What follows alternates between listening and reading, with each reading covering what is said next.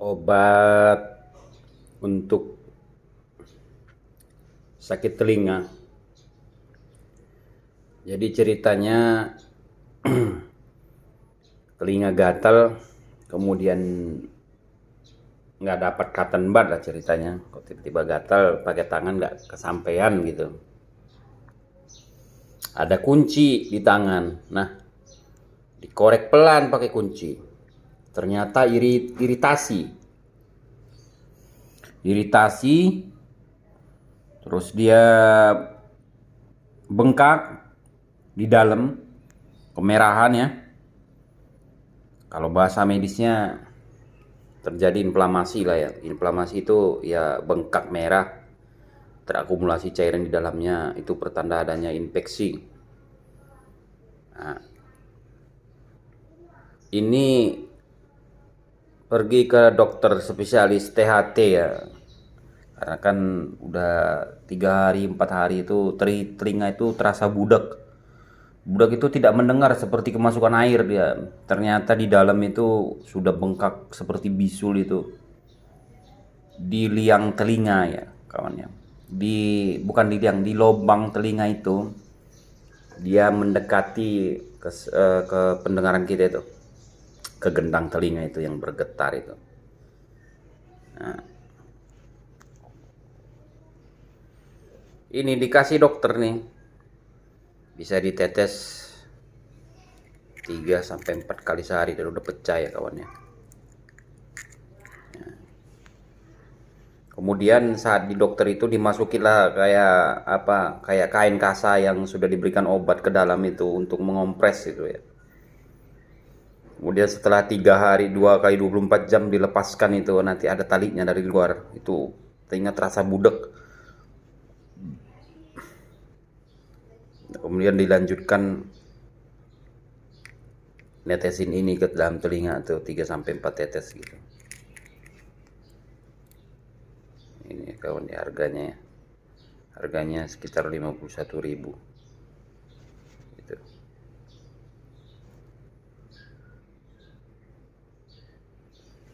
Tapi kawan tidak mempan kawan. Sudah pengobatan itu setelah dicopot ininya, sudah dilepas yang dimasukin ke telinga itu, ada perbaikan setelah itu. Kemudian setelah di berapa hari gitu ditetesin ini,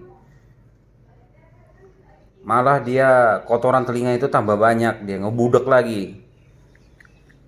Kemudian cari-cari obat telinga yang pas gitu. Mungkin ini nggak cocok buat kumannya ya, walaupun ada tertulis di sini kuman dia sensitif terhadap ini, kuman-kuman yang sensitif terhadap polimixin B-sulfat, neomycin sulfat. Ini mengandung lidocaine ya kawannya. Jadi kalau telinga itu sangat sakit banget, nanti dia akan terasa ringan karena dia ini adalah sejenis obat bius ya kawan. Lidocaine ini obat bius, obat penghilang rasa sakit, penumpul rasa pada saraf. Sama kayak kita mau sunat tuh disuntik pakai lidocaine nggak kerasa. Inilah dia, dicampurkan ke antibiotik agar tidak sakit tujuannya. Karena kalau yang sakit banget itu di telinga nggak ketahan rasanya. Ternyata setelah dicari-cari obatnya itu bukan ini kawan. Obatnya yang ini. Obatnya ini yang ini kawan. Cefixim, generik, murah. Gak perlu ngabisin ratusan ribu ke dokter. Ya, indikasinya tadi udah jelas ya, infeksi pada telinga bagian luar. Infeksi pada telinga, saluran telinga kita itu. Nah, karena ini diindikasikan di dalam buku MIMS, ada namanya Cefixim trihidrat 100 gram ya kawan ya. Masih ada satu lagi ternyata ini harganya 26.000 ya. Cefixim. Jadi cara minumnya ini, itu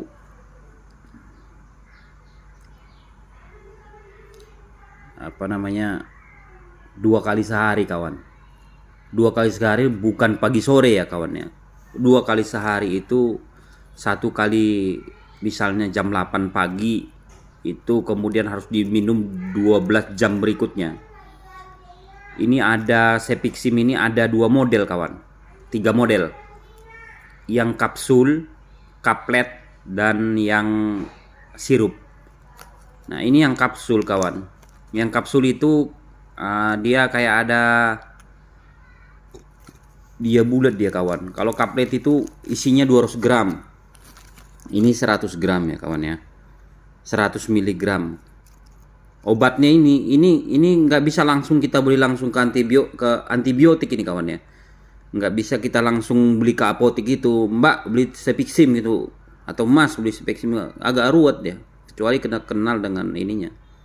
Kalau kayak beli di K24 gitu atau di toko obat yang ini, dia minta resep kawan. Minta resep dari dokter. Karena ini obat ini ampuh benar ini untuk otitis media. Saya pengalaman sendiri. Ini minum ini 3 hari itu udah, pertamanya masih budak, ke hari kedua ada perbaikan, nggak sakit lagi. Hari ketiga itu udah hilang. Cuman respon obat terhadap kuman yang ada pada diri kita, terus obat itu juga tergantung dengan fase penyembuhan dalam tubuh. Dan paling intinya mintalah sama Allah biar sembuhkan. Ini ada model kayak gini. Ini ada yang merek ini juga, Elixim. Nah, untuk penderita GO, gonore atau kencing nanah itu, ini juga dipakai Sepixim ini. Tapi kalau biar ini bisa diminum 2 biji sekali telan. Dia 200 miligram ya kawannya. Sekali telan pagi, 200 miligram sore. Kenapa ini harus pakai resep? Karena ini golongan obat cephalosporin. Ini golongan obat antibiotik. Ya, cephalosporin namanya. Karena nanti ini kalau misalnya alergi, ini bisa terjadi namanya reaksi anafilaktik. Tuh, anafilaktik itu sangat berbahaya kawan. Maksud mau mengobati ternyata rasanya tercekik, mukanya ruam. Jadi harus hati-hati. Jika Anda pengen berobat ini, Anda belum pernah makan obat antibiotik, hati-hati. Enggak semua orang minum obat antibiotik selamat. Nah itu harus diadakan dulu, dilakukan uji. Sebelum diminum itu diuji dulu obatnya ke tubuh kita. Tapi kalau sudah orang yang tidak memiliki alergi obat, sah-sah aja. Dia tidak pernah memiliki alergi terhadap obat apapun. Kan ada orang minum obat itu langsung pening muter-muter, semuanya membesar gitu perasaan. Cuman itulah kawannya. Saya udah ke dokter spesialis THT, dikasihlah saya obat yang tadi di awal video. Saya nggak dikasih obat obat oral ya kawannya. Akhirnya sembuhnya lama, berminggu-minggu. Setelah nemu obat ini, alhamdulillah Allah yang menyembuhkan. Dia sembuh. Obat ini banyak manfaat ya kawannya. Banyak manfaatnya karena ini adalah antibiotik berspektrum luas. Tes setengahnya ini bisa mencapai 6-8 jam ya kawan. Nah yang ngerti-ngerti itu tes setengah oral, obat oral, antibiotik, yang ngerti-ngerti itu ya orang kesehatan lah kawan ya. Untuk bagi orang awam, coba dites dulu obatnya, minum sedikit aja. Kalau misalnya kira-kira muncul ruam itu bintik-bintik merah, ataupun mukanya sembab, ataupun ada rasa sesek, itu namanya reaksi awal dari alergi terhadap obat kawan. Kalau tidak ada reaksi alergi terhadap obat, ini hanya untuk berbagi. Inilah obat untuk infeksi telinga yang bisa diandalkan. Karena saya udah nyoba juga amoxicillin. udah habis, ada diminum 3 hari itu nggak ada perbaikan kawan. Tapi setelah minum obat ini obat ini cocok untuk infeksi berat ya kawan ya, infeksi menengah lah, otitis media gitu, atau gonore, atau apa, infeksi paru ringan, bisa menggunakan obat ini. Dibagikan kepada kawan-kawan yang pernah sakit telinga nggak sembuh-sembuh, udah minum obat ini, minum obat itu, silakan kawan. Dan ini bukan panduan medis ya kawan ya, ini hanya rekomendasi yang cocok untuk diri pribadi pembuat video. Siapa tahu ada kawan-kawan yang membutuhkan dan tidak ada reaksi alergi terhadap obat, karena yang membuat video bukan dokter ya kawan, cuman pernah belajar di kedokteran. Terima kasih, mudah-mudahan video ini bermanfaat. Silakan dibagikan. Ingat, ini hanya konten, bukan saran,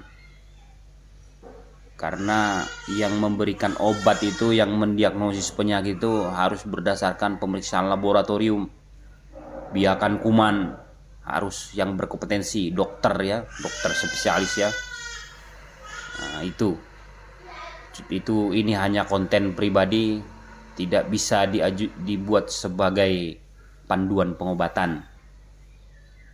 Anda ke dokter saja, ini hanya sebagai bahan pembelajaran untuk mahasiswa-mahasiswa yang masih belajar atau yang ingin menonton konten-konten sambil tiduran dan rebahan. Ingat sekali lagi, ini bukan panduan pengobatan kedokteran, ini hanya pengalaman pribadi. Jika Anda merasa sakit pada telinga Anda, monggo Anda ke dokter, lakukan pembiakan kuman di laboratorium, kemudian tes sensitivitas kuman terhadap antibiotik yang dilakukan oleh dokter spesialis. Ya, demikianlah, mudah-mudahan bermanfaat.